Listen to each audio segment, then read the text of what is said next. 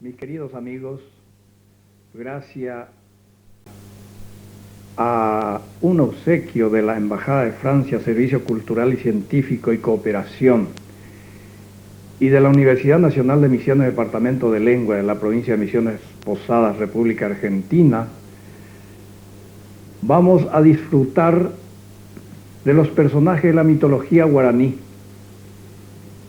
en una valiosa colección del Museo Histórico de Ramón Elías, El legado del pasado en tierra guaraní.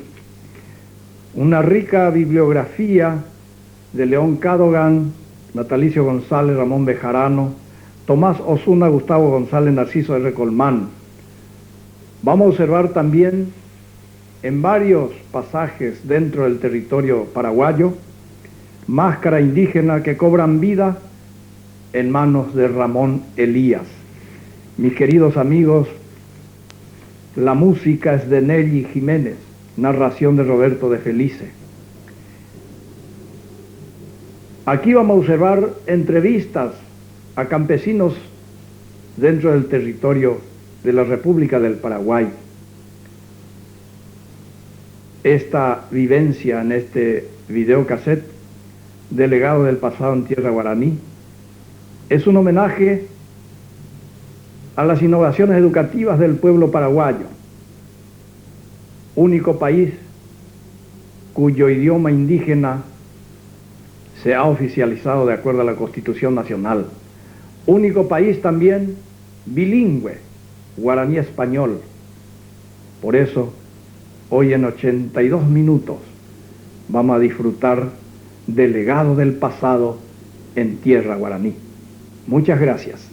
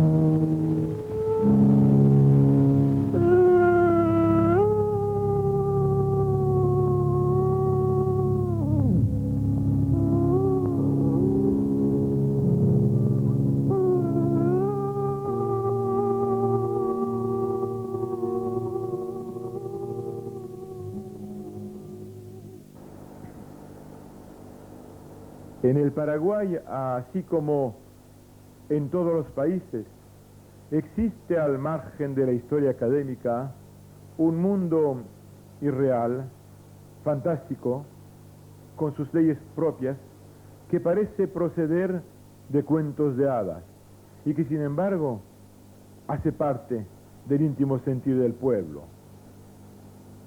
Este mundo suele denominarse cuentos, fábulas, leyendas o mitos.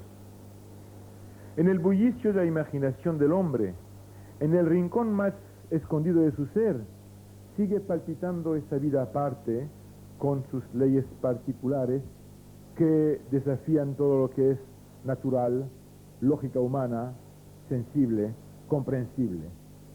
Los ancianos, convencidos de la existencia de héroes extraordinarios, suelen transmitir de generación en generación a sus familiares las proezas fuera de lo común y las hazañas de estos seres extraños. Algunos aparentados animales horrendos, otros antropomorfos, que a pesar de sus poderes mágicos son capaces de pasiones y de sentimientos humanos elevados. En la más humilde casa de peones, así como en las suntuosas mansiones de ricos hacendados, en noches de tertulia, hombres, mujeres y niños oyen hablar de las hazañas del Cambaral y de su Teyuyegua, del misterioso Mboitui, del temible Moñay, del travieso Yaspy Yateré, del astuto Pombero, del Curupí descarado, sin olvidar la escalofriante Malavisión, la misteriosa Plata de Bubuy y el desdichado Lobizón. Esas creencias están tan arraigadas en la mente de todos que numerosos son los que afirman haberse encontrado con estos genios que me rodean de siesta y de noche. El Pombero, Yacía Teré, Boyagua, Alobizón, la Plata Bubuy, Malavisión de Yuyagua. Bombero. Pero Pombero no hace mal. Es bueno. En casa anda. Ah, ¿tiene en su casa Pombero? Sí, hay Pombero. Ah, ¿y cómo lo siente? Bueno, lo que se siente es miedo. Es miedo. Miedo. Y yo entiendo que ese miedo es el que presenta el bombero. No creo. Está el deseo del hombre por crear algo mayor, algo superior a su fuerza. Y son creaciones populares, algo para mí como consecuencia de la mente de la gente. Son mitos, son leyendas que inventó el pueblo, así los campesinos, la gente de afuera, pero no creo. Bueno, en general, no solo la juventud, sino el pueblo debe conocer un poco también su mitología, sus creencias populares, así, porque esta mitología es parte del pueblo así del Paraguay, ¿entiendes? Y yo pienso así como la gente conoce de todos los últimos adelantos científicos, etcétera, pienso que tendría que conocer también un poco sus creencias. Sobre mitología damos en el colegio. Y además, antes, nuestros abuelos, nuestros padres, también nos suelen hablar sobre mitología. Bueno, según todos los que cuentan, yo sí creo. No sé, no creo mucho en ello. Para mí no significa nada, pero la gente cree, bueno, la gente del campo, pero no sé, leyenda, creencia del pueblo. Y yo tengo mucho miedo. Con miedo. Todos tenemos miedo, pero nos hacemos del valiente olvidando lo que nos contaban la Machú y los peones. Cuando estamos solos en la selva y en lugares aislados, allí fuera sentimos mucho miedo y nos recordamos lo que en nuestra lejana infancia oíamos contar con temor, angustia y placer. En ese momento imaginamos rostros que nos acechan. Sentimos presencias invisibles que nos rodean.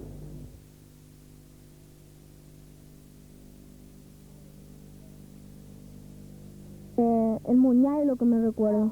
¿Qué puedes decir?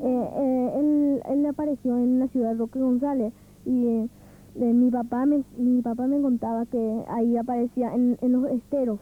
2 a 3 metros de largo, que apareció según la leyenda en Yaguarón. Como un dragón. Y se escuchaba un ruido inmenso que hacía, pero no se lo veía a Moñay. Una bestia con largo cuello, al Moñay. Iban a contarle al sacerdote y ya buscaban forma de eliminarlo a este animal que estaba perjudicando a la gente y aterrorizando a toda la población de ese lugar. Se revoltaba en el agua del estero. El sacerdote había dicho que con el sacrificio de una doncella se podría matar este animal. Il a un cœur très long de serpent, il a une tête de diable. Des corps de diable, il a une barbe et les dents. Y ahí lo hicieron el sacrificio a esta chica, y en eso apareció un Moñay, y parece que lo tenía miedo, huía, y se tiró en un lugar que se escuchó solamente un ruido enorme y humo que se levantaba, y ahí nació una...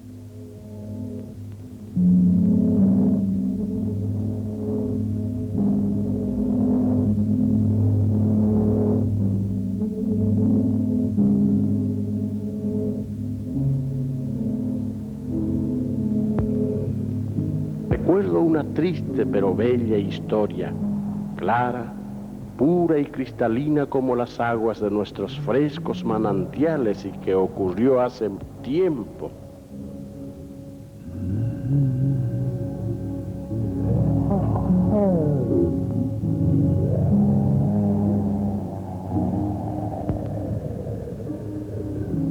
En Yaguarón, Santa Elena y Pilar existen los Moñay Cuaré y se dice que allí desaparecían animales y se creía que estos se habían ahogado en ríos y esteros. Un pescador asustado contó haber visto algo monstruoso, de boca enorme. Ese animal atraía a sus víctimas con su aliento.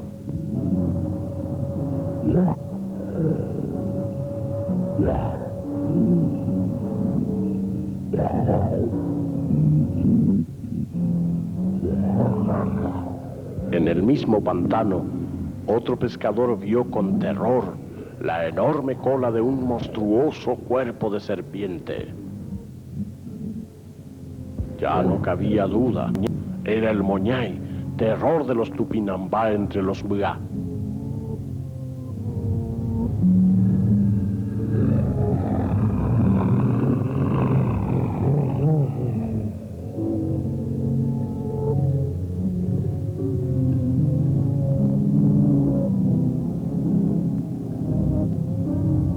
Su última víctima era un joven de 14 años. Entonces, una doncella se propuso matar ese animal con una bala bendecida por el cura.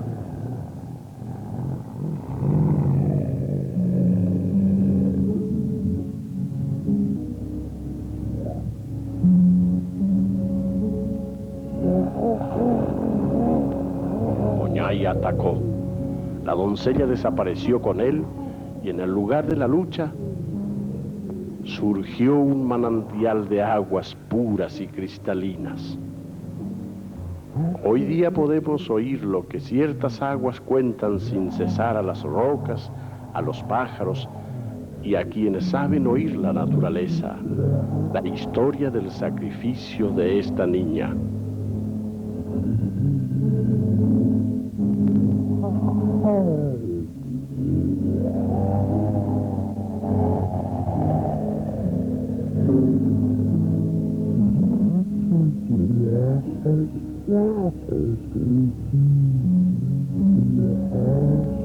Algunos aseguran que al atardecer han visto flotar en el aire la imagen fugaz de esa doncella. Como ese pantano se convirtió en aguas puras, todo ser sacrificándose puede salvar a los demás. Tal es la leyenda que nos dejaron nuestros antepasados.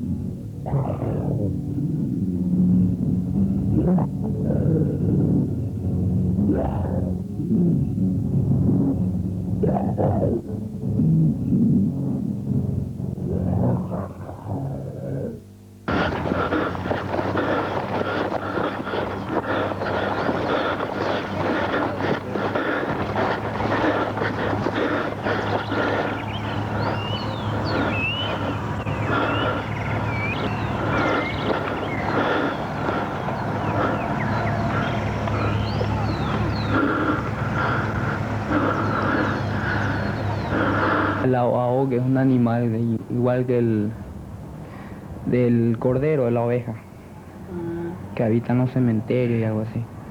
Y ahuahó, dice él, nosotros libramos de él cuando subimos por la planta de Palma, el único, o por Palma nomás me parece, eso ya no me recuerdo. El ahuahó le come a los cazadores, le come. Él no puede salir de su cueva para alimentarse, es muy grande.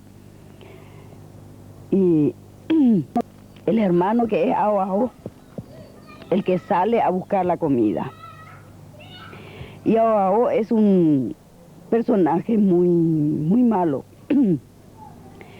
que solamente uno se salva de él subiendo por una planta de palma. totalmente. Pindo. Por la planta de pindo. Tiene pies, tiene 2 uñas, tiene uñas arriba y está así, y también tiene ojos feos y tiene unos dientes de Drácula. Eso ya no me recuerdo. Por Palmera. Porque dice, él se da vuelta por la persona o por la casa. Dice 3 veces, dice que hace morir todito. ¿Saben por qué es raro ver a una persona andar sola por los montes? Porque temen encontrarse frente a frente con seres extraños, peligrosos y horrendos, como el de esta leyenda. El Ao-Ao.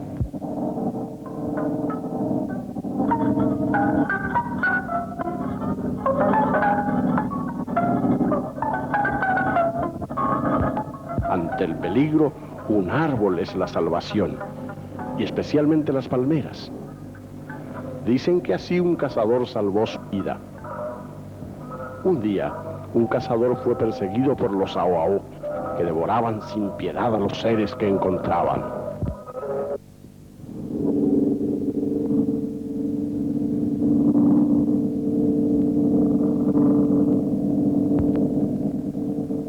Desesperado, el cazador subió a un pindó que Ao-Ao derribó. Al caer el árbol, una hoja de güembé se desprendió. Ao-Ao la comió y, afectado por un mal extraño, cayó muerto. Si sienten la presencia de Ao-Ao, recuerden lo ocurrido. Corran a derecha, a izquierda, buscando el árbol de la salvación, una palmera o un cocotero como último refugio.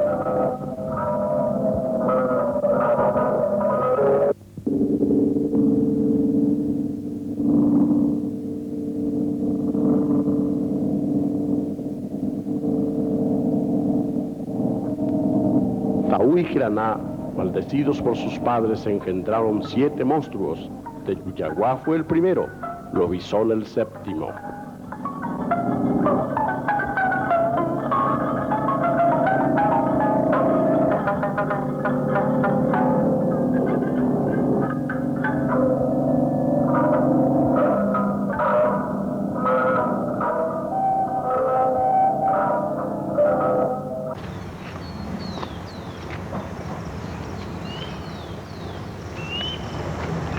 Conozco al escurupí, al boilorito.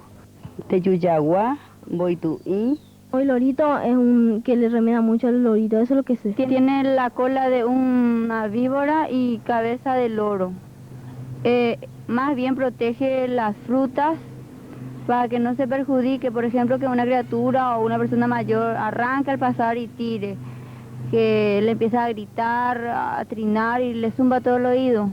Entonces, para que la fruta se madure para comer. Más bien es protector de las frutas.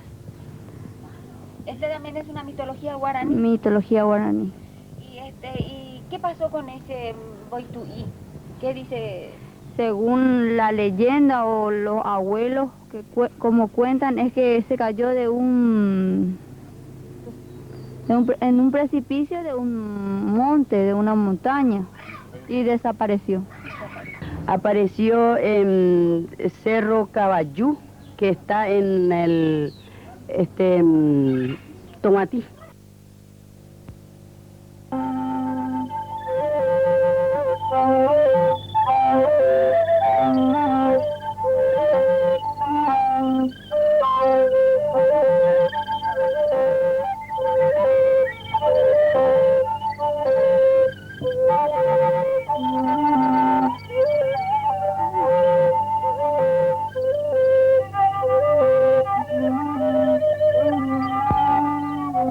Dicen que en la selva de Tobatí vivía un animal que se confundía con el follaje y las hierbas.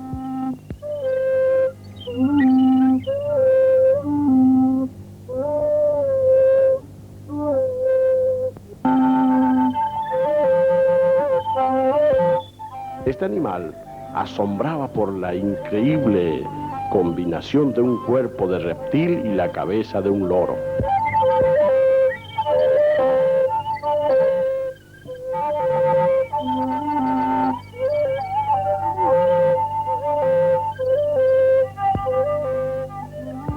corría entre rocas y peñascos. Anunciaba su presencia con chirridos de loro ensordecedor.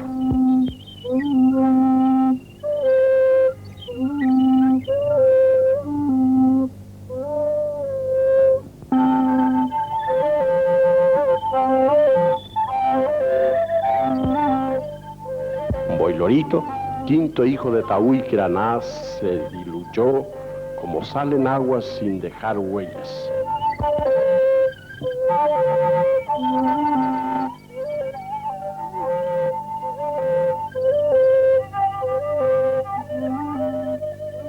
Y el Teyuyaguá creo que es un... Teyuyaguá creo que es una forma de víbora con la cabeza, tiene la forma de perro. Es un lagarto con cabeza de perro. Dicen que ladra. Es el primer hijo de Tahuiqueraná. El Teyuyaguá está allí, es un monstruo bastante grande, como ya habían dicho, es con cabeza de perro y cuerpo de lagarto. ¿Teyuyaguá? El Teyuyaguá tampoco. Apareció, nació primero Teyuyaguá.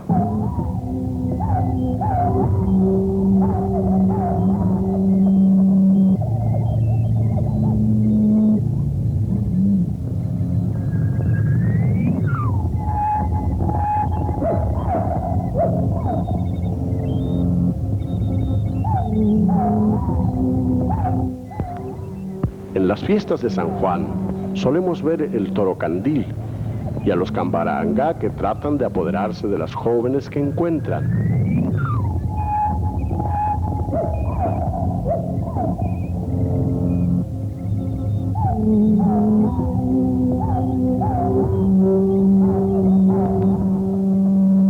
El cambá representa a la minoría africana en Paraguay que se extinguió por el mestizaje.